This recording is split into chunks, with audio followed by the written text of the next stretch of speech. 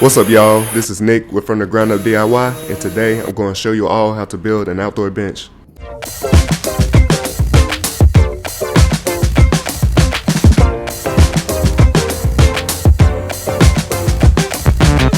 In order to make this bench, the materials that you're going to need are 7 2x4s, 6 1" by 4" boards, and a couple of 3/8" inch dowels. To start this project off, I pulled out my table saw and my crosscut sled so that I could start cutting my boards down to size. And the first part of the bench that I'm going to make is the seat, so I cut 2 of my 2x4s down to 4 feet and 9 inches, and then I used some more of my 2x4s and cut out 7 more pieces to 16.5 inches. All of these boards are going to be used to make the frame for the seat, so I went ahead and laid all these boards out on the ground so I can get an idea of what the frame would look like, and then I went ahead and grabbed my glue so that I could start putting the frame together.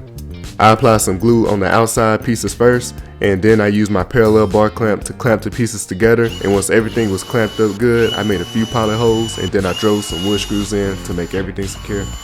I repeated the same process on the other side, and then I pulled out my tape measure so I could figure out how far I need to space the boards for the inside framing.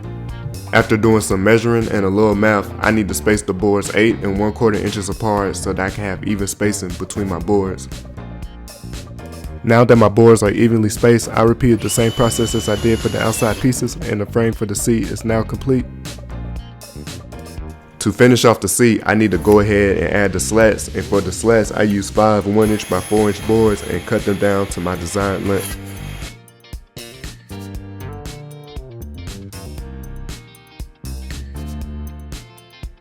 To attach the slats to the frame, I use some wood glue and some wood screws to attach the front and back boards first, and after that I figured out the spacing that I needed between each board, and then I attached the rest of the boards.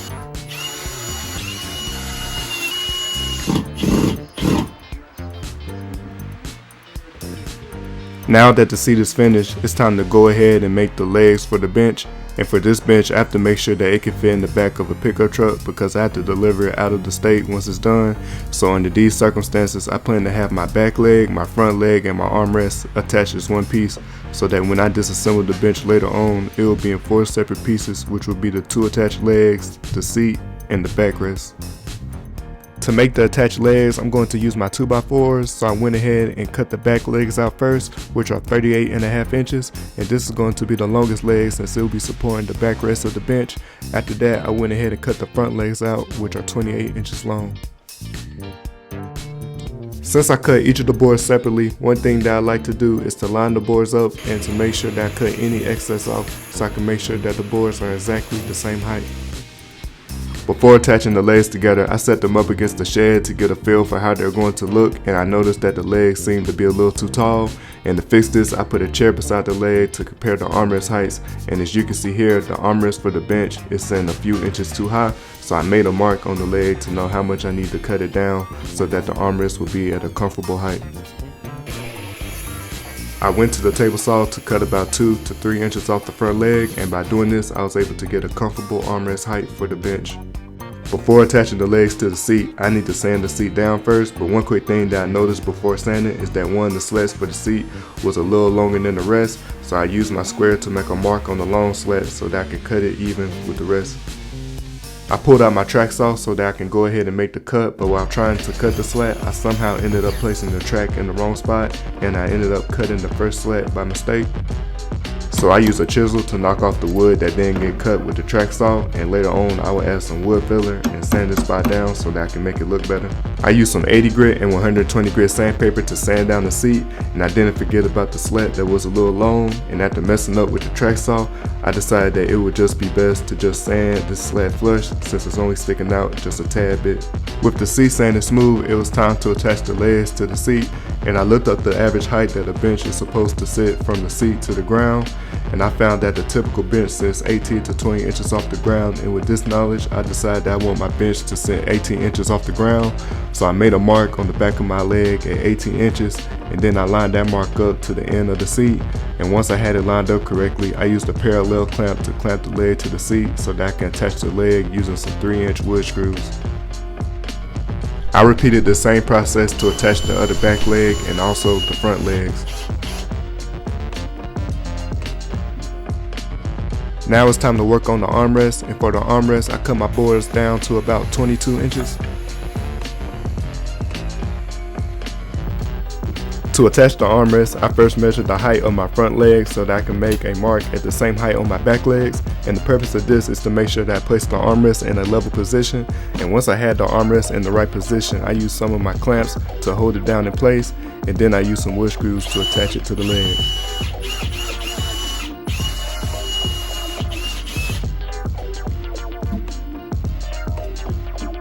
For the backrest of this bench, I plan on doing an X-shaped design, so I went ahead and cut 2 pieces of my 2x4 out, and these 2 pieces are going to be used to help support the backrest.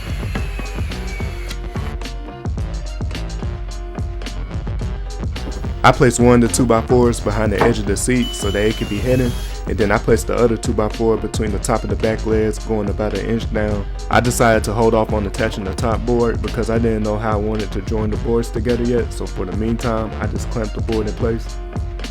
Now it's time to cut the inner supports for the backrest, so I grabbed my tape measure and made a few marks to see how wide I wanted the inner supports to be, and I decided that I wanted them to be close to 1 3/4 inches wide. I used the table saw to cut the edges of my boards so that I could start off with a clean edge. While cutting these edges off, I ended up with one board that had a small piece that was wider than the cut edge, so to fix this I used my chisel so that I could clean this edge up.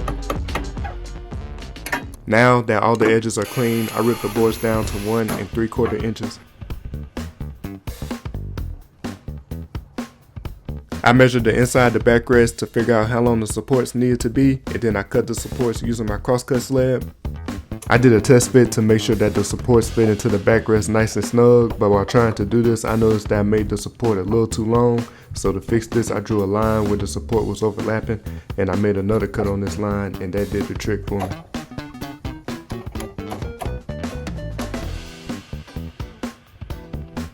Another thing that I noticed is that the width of the support is a little bit wide, so I marked the excess that was hanging over and ripped the support to the correct width. I labeled this support as my OG piece so that I can use it as a reference for the next piece that I need to cut out. I cut another support out the same size as my OG piece, and then I placed both supports on the inside of the backrest. I used my tape measure to make sure that there was even spacing between the supports, and once I had the supports in place where I wanted them to be, I made marks in case I had to move them later on. And if you made it this far in the video, and if you picking up what I'm putting down, make sure that you like, comment, and subscribe to this channel. And by subscribing to the channel, you help the channel grow, and also these videos will be able to make it out to more people. So please just take the time and subscribe, and I really appreciate it. Now it's time to make the X-shaped design that will fill in the spaces between the supports, and I started by cutting one of my 2x4s to the same width as my OG piece, but then I decided to keep it longer so that I could cut it to size later on. I placed this piece in the space between the supports from corner to corner, and then I made a mark at the very edge of the corner so that I could cut this piece to size. I cut 5 more pieces out the same size, and these will be used to make 3 X shapes that will be in each space of the backrest. Before making the X's, I need to permanently attach the top board to the bench, and to do this I'm going to use pocket holes. So I took the clamps off that was holding up the top board, and I brought the board over to my pocket hole jig so that I could start drilling the pocket holes.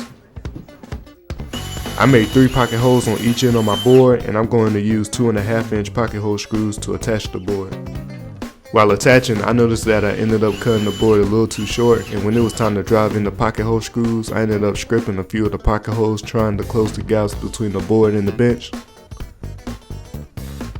To fix this, I cut a new top board and made sure that it was a little bit longer so that it could fit snug between the legs of the bench. Once the board was cut and drilled with pocket holes, I was able to attach the board successfully without stripping any pocket holes. And even though I use pocket holes for my joinery, I recommend using dowels instead, because with dowels the boards will have stronger joints and also the appearance will be cleaner. I also use pocket holes to attach the backrest supports as well, and with that being done, I can get back to making the X's for the backrest.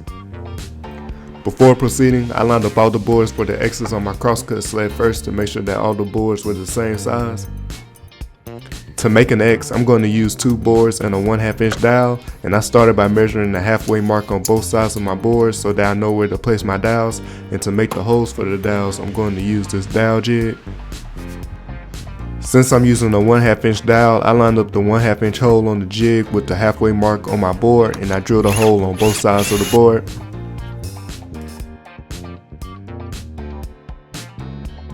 I don't remember the exact depth I drilled the holes at, but as you can see here, I went a little too deep on the holes. To fix this, I moved my stock collar up some and drilled 2 holes on my other board, and it came out right this time. And when drilling these dowel holes, I recommend drilling the holes a little more than 1/4 of the way down, so you can still have a strong joint while not drilling a hole completely for your piece. I use my tape measure to measure the width of the board so that I can mark that width from the center of the dowel, and the space between the marks is what I'll have to cut out so that the boards will have the same length once I attach them together. I cut the space between the marks out on my table saw, and then I use my dowel jig to drill a hole on each end of the board. And to help keep the board balanced while using the jig, I clamped the other board on the opposite end, and that kept everything steady while I drilled the holes. I used my jigsaw to cut out a few dowels, and after that I applied some glue, and then I finally attached the boards to make an X shape.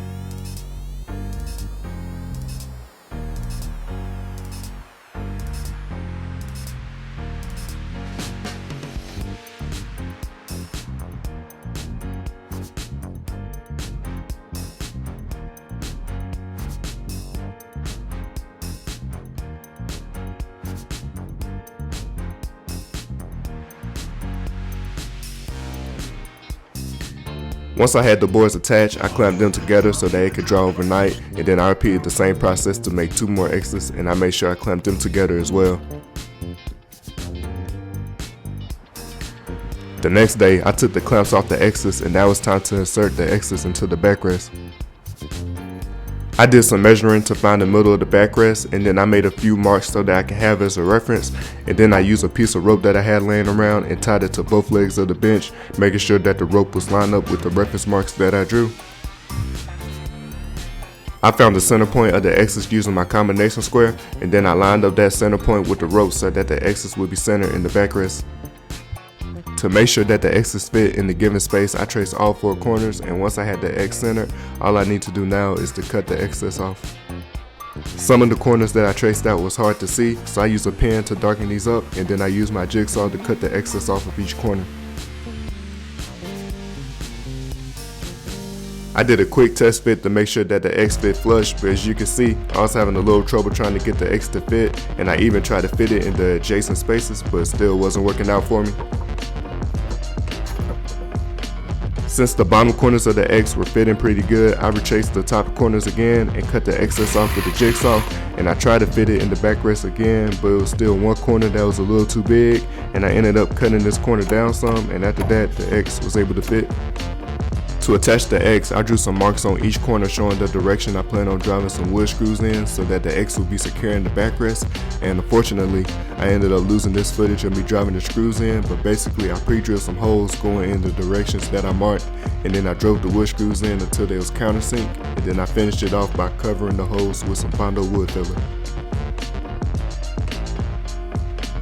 Now that the bench is completely assembled, I need to fill in the screw holes with some wood filler, and as I said earlier, this bench would need to be taken apart so that it can fit in the back of a pickup truck for delivery, so I'll only be filling in the screw holes that I won't need to disassemble the bench.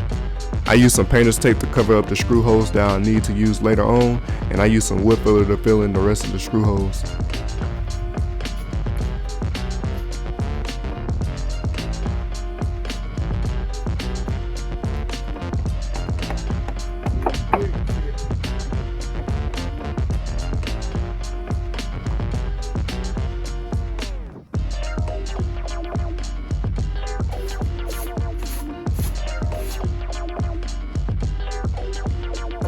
The next day, after letting the wood filler dry, I made some reference marks on the legs of the bench, and these marks show where the edges of the seat and backrest need to be placed so that after I take the bench apart, I know exactly where to position everything when it comes time to reassemble the bench. To disassemble the bench, I use my drill to unscrew all the wood and pocket hole screws, and now I have 4 separate parts.